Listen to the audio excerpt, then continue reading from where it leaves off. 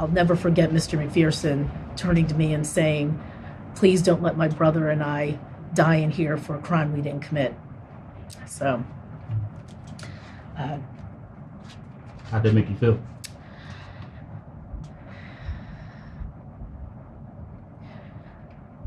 Made me feel that I needed to make sure that I did my job to the best of my ability.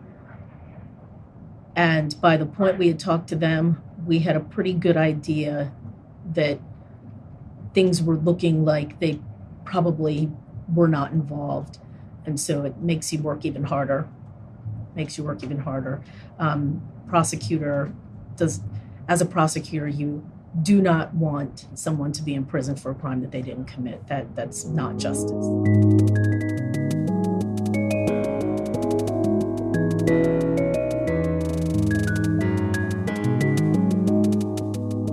May 2019, there has been 2,448 exonerations in the United States, according to the National Registry of Exonerations.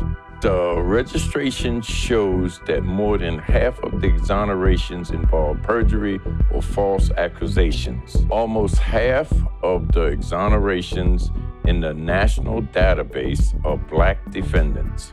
90% of the prosecutors in the United States are white, 90%. And most of those prostitutes are good prostitutes.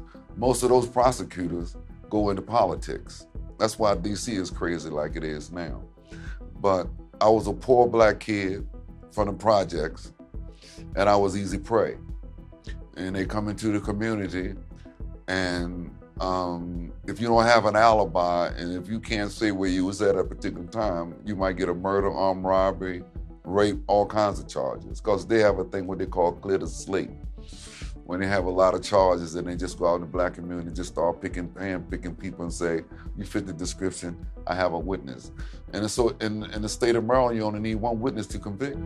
These are the numbers, but there are stories behind these numbers, stories of lost lives, a dysfunctional justice system, and the cost to families. As we're in this together. That's the first song I wrote when I came home. Michael Alston spent 27 years in prison for a crime he didn't commit, falsely accused of a murder and robbery. That whole ordeal really enlightened you. When you have an experience like that, it enlightened you, or it's going to destroy you, but it enlightened me. And because I was so angry, I just felt I can't let you win. I'm not going to let you win this fight. And we're sitting there and we're talking. He said, well, we have a witness that identify you as the shooter in a murder of Roy Killam at the Crown Food Market. I said, you have a witness? He said, yeah. I said, well, he got the wrong man.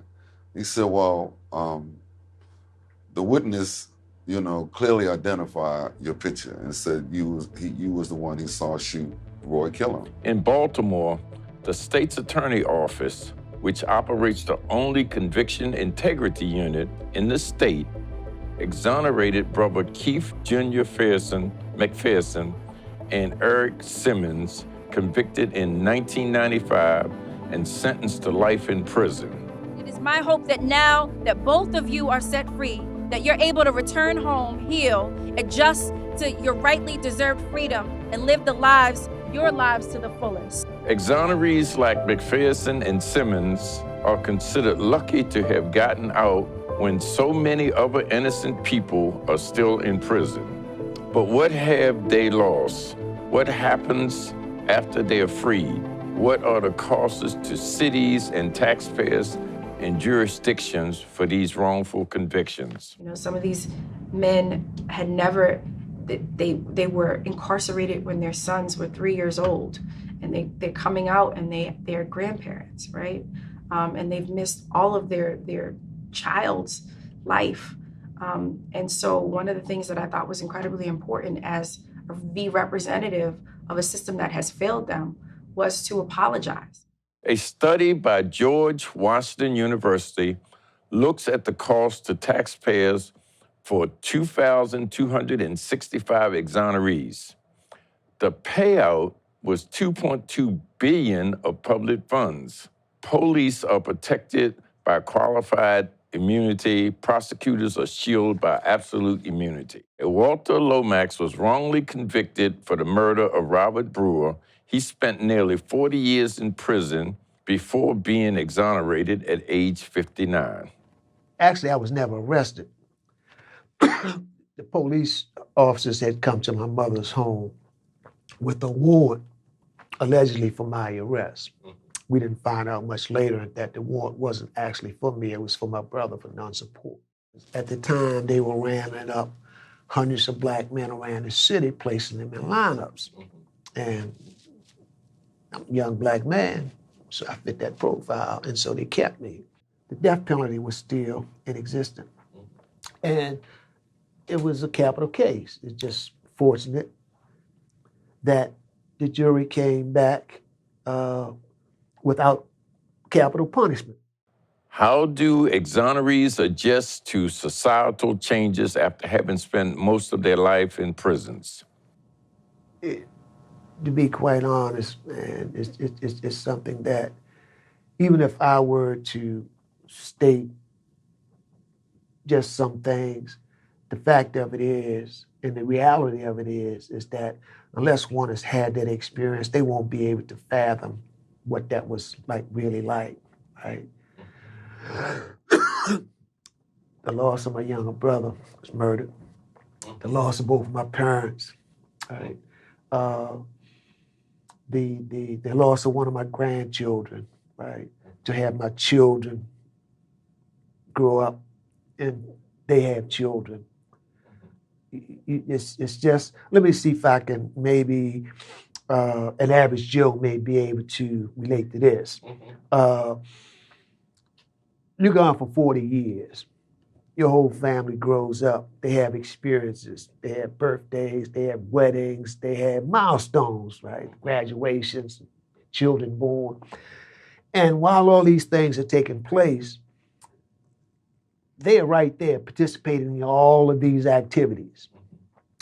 Now you come home and you're sitting around a gathering and they are reminiscing on, you know, and you there, you trying to have fun, you know, but you wasn't a part of that. I had the box in my hand, but I'm walking like I had shackles on my ankle. And the police, one of the correctional officers say, "Mike, why are you walking like you got shackles on?" I say, "Well, that's for the last 20, that's how I've been."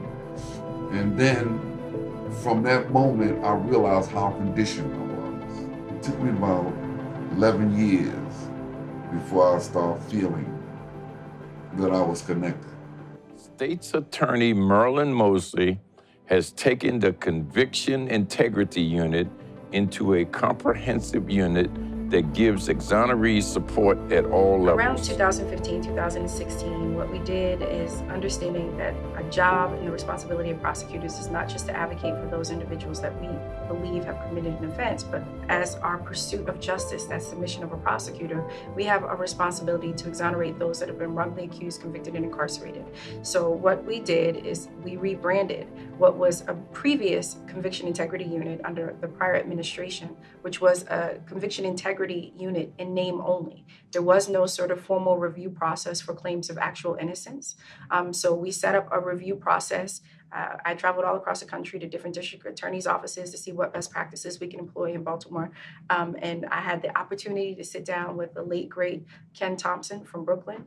And we studied some of the practices in Texas. I recruited a phenomenal attorney within the office to lead that division, Lauren Lipscomb, who has done an outstanding job. And we set up a review process, an actual review process, so that we could look at, analyze, assess, and reinvestigate claims of actual innocence. And we're actually the only Conviction Integrity Unit in the entire state of Maryland out of a state's attorney's office. I can tell you that one of the things that my Conviction Integrity Unit is in the process of developing is a reentry program for these exonerees. So taking it to the next level, right? So you apologize, you right the wrongs of the past as a prosecutor. Then you ensure that we have the resources by collaborating with Mid-Atlantic Innocence Project. Then you ensure that it never happens again by partnering with the Quattrone Center to do a root cause analysis to see what went wrong and how we can rectify it. And then beyond that is, what are we going to do to ensure that when that happens, and if that happens, people are able to assimilate back into society.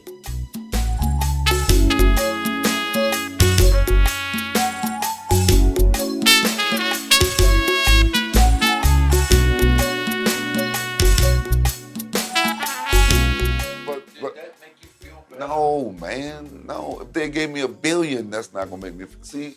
This is what happened, Lo. I mean, damn. I'm sorry, Con. This is what happened with the money. I invested it.